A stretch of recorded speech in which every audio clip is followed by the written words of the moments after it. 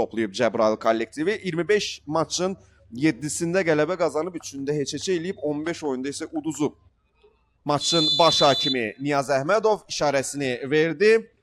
İzləyək, təhlükəli başladı qonaqlar oyuna, amma baxaq, qapıya zərbə və Nahid istiqamətinə ötürmə. Pərviz Azadov artıq cərimə meydançasındadır, geri ötürmə və gol! Emin Zamanov!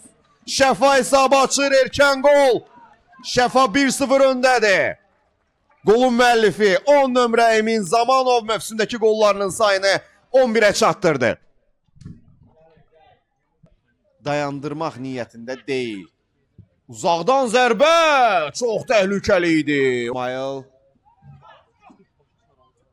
Tağıyev Quliyevə baxır topu. Tərlanın zərbəsi. Qapçı çətinlik çəkmədi. Emil Həbibov yerindədir. Ya birinci liqada qalacaq. Çempionatın 9-uncusu. Şəfanın həmləsi. Qapçı bu dəfə də düzgün mövqe seçdiyindən Ter Stegen sayağı qapısını qorumağa çalışır. Şəfadan növbəti hücum ikinci qola yaxınlaşır. Şəfa futbolçuları Həbib görünür. İşarə verildi. Zamanovun pası. Başla zərbə. Top qap. 17-ci dəqiqədə Fuad Bayramov hesabı açıb. 42-ci dəqiqədə Usman Abba fərqlənib. Şəfa ikinci qolu vura bilərdi. İkinci isə gördüyümüz kimi sürətli hücumlarla başlayıb. Uzaqdan zərbə. Əlirza Müştəbəzadə yerindədir. Bolçusundan İsmail Zülfüqarlının ötürməsi. Pərviz sağa çəkdi. Pərviz mükəmməl blok. İrəliyir Arsene. Uzaqdan zərbə. Qapçının önə çıxdığını görmüşdü Dauda. Emin Zamanovun ötürməsi. Cərimə meydançası istiqamətinə. İkinci qola çox yaxın idi Şəfa futbolçuları. Emin Zamanov. Zamanovun zərbəsi. Qapçı yerindədir. Emil Həbibov.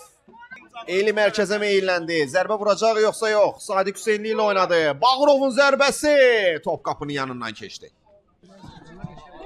Və Cəbrayılın hücumu qərar nədir? Yenə davam deyir baş hakim. 11 metrlik zərbə gözləyirdi Cəbrayıl futbolçuları. Diqqətlər yavaş-yavaş Niyaz Əhmədova yönəldi və beləcə maç bitdi. Təbrik edirik Şəfa komandasını. Birinci liqanın qalibi olaraq 2025-2026-cı illər mövsümünü çempion tamamlayaraq futbolçuları da, məşqçiləri də, azarkeşləri də və əlbəttə ki, klub rəhbərliyini də növbəti mövsümdə Azərbaycan çempionatında Şəfa görəcəyik. Bir daha təbrik edirik.